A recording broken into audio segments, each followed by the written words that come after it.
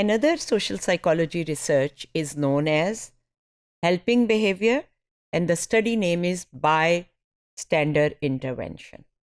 This study has also triggered, inspired a lot of research in the consequent years after it was initially conducted and initially conceived, and it has a larger application to other situations different from the original situation where it was conceived.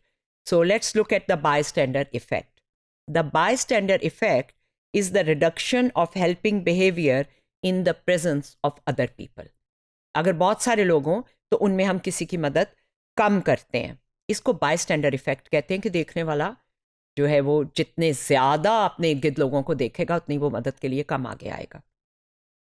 ये एक ऐसा phenomenon है जिसमें एक witness or bystander does not volunteer to help a victim or person in distress. Instead they just watch what is happening. अब ये गिरा हुआ है, so people see different things. पता नहीं बीमार है, मेंटल पेशेंट है, देखता है गिरा हुआ है, पता नहीं इसको हेल्प चाहिए भी कि नहीं. दूसरा कह रहे हैं कि ठीक हो जाएगा, उठ के चला जाएगा. तीसरा कह रहा है I am sure someone else will handle it. तीसरा इस तरह की अपनी कोई रीजनिंग दे रहा है कि ये ड्रंक है, नशे में है. So everybody is giving that those different kind of reasons. This is what's going on and nobody is helping. Social psychologists began to try and answer this question following the unfortunate murder of Kitty Genovese in 1964. एक चाकू लहराता हुआ हमलावर उसके पीछे भाग रहा था. उसने उसको अटैक किया बार बार और वो बार बार छूट के भागी और वो कोई सुबह के करीब यानी बहुत लेट नाइट थी अपने अपार्टमेंट की तरफ वापस आ रही थी. और जितनी दफ़ा वो भागी उसने चीखें मारी और आवाज़ें दी और हर दफ़ा वो चाकू लेके उसके ऊपर दोबारा हमलावर हुआ.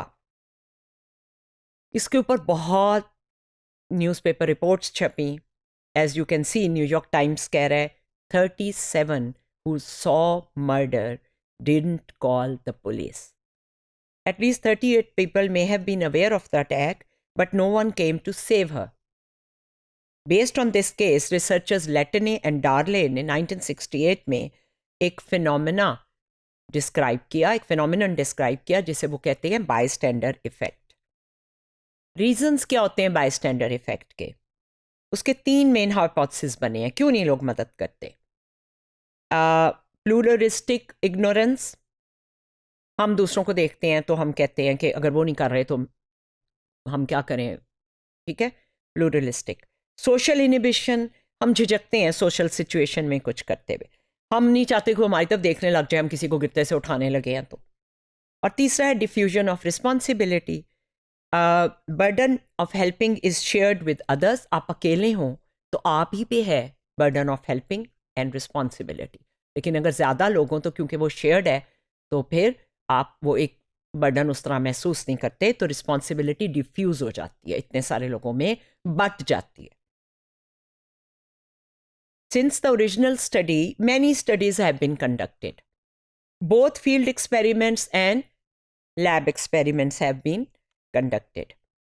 अब जैसा आप देख रहे हैं जो फुटपाथ पे गिरा हुआ है वो फील्ड एक्सपेरिमेंट है और लैब के बाहर कंट्रोल्ड सराउंडिंग्स में कोई गिर जाता है तो वो लैब का एक्सपेरिमेंट है. इसमें कई वेरिएशंस की गई. देखा गया कौन ज़्यादा हेल्प करता है. गिरा हुआ जवान है, बूढ़ा है, औरत है, मर्द है, तो ज़्यादा हेल्प आती है. ये देखा गया कि कौन ज़्यादा हेल्प करता है, औरतें या मर्द. ये देखा गया कि टाइम ऑफ डे क्या है. अगर आप सुबह का वक्त है और आप दफ्तर जा रहे हैं और बहुत ज़्यादा लोग हैं तो शायद आप ना रुकें. लेकिन अगर कोई ऐसा वक्त है जिसमें आप इजी हैं, संडे है या आप कहीं जल्दी में नहीं जा रहे, आपकी अपनी कोई बहुत अर्जेंट नीड नहीं है, तो आपके रुकने के ज़्यादा चांसेस हैं. तो इस तरह इसको मुख्तलिफ़ तरीक़ों से स्टडी किया गया है. और लैब में तो वो ये करते हैं कि लोगों को बुलाते हैं और उन्हें कहते हैं कि जी यहाँ पे हमने कोई स्टडी मेमोरी वगैरह की करनी है, क्योंकि एक्सपेरिमेंट में धोखे देने की ज़रूरत पड़ती है, पहले से बता दें तो वो फिर वो नतीजा नहीं मिलता, बिहेवियर नेचुरल नहीं रहता। इसके बारे में हम मज़ीद बात करेंगे एथिक्स वाले अगले मॉड्यूल में।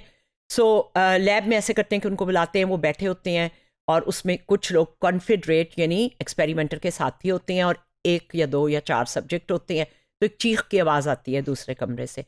अगर 10 लोग बैठे हैं तो कम लोग उनमें से एक आध, कोई भी नहीं उठेगा शायद, लेकिन अगर 2 ही हैं तो वो दूसरे को देखता है और फिर वो कहता है भी चीख की आवाज़ आई है, कोई खातून की चीख थी, शायद वो जो रिसेप्शनिस्ट बैठी थी ना, वो कहीं ऊपर से किताब उतारी थी शेल्फ से, वो गिर गई हैं, क्योंकि वो आवाज़ भी देती है, ओहो मैं गिर गई हूँ, मेरे पाँव में दर्द हो रहा है, उफो मैं ऊपर चढ़ रही थी। तो फिर देखना होता है उन्होंने कि कितने लोग उठते हैं, ज़्यादा लोग अगर हों या कम हों। और इसी तरह कभी कभी आग आग की आवाज़ दोहरा देते हैं ताकि देखते हैं कि आग की आवाज़ के ऊपर अगर बहुत ज़्यादा लोग हों तो उससे कहते हैं कि ये भी नहीं उठा, ये भी नहीं उठा, तो शायद कोई ज़रूरत नहीं है। So it has been studied in lab as well as in field. Diffusion of responsibility जो है ये होती है जब ज़्यादा नंबर ऑफ लोग हों। And so the more people present the less any individual feels compelled to intervene. ये ऐसे ही है जैसे किसी क्लास में 100 स्टूडेंट हैं तो उसमें से आप कम रिस्पॉन्सिबल फील करेंगे कि हाथ खड़ा करें और सवाल पूछें।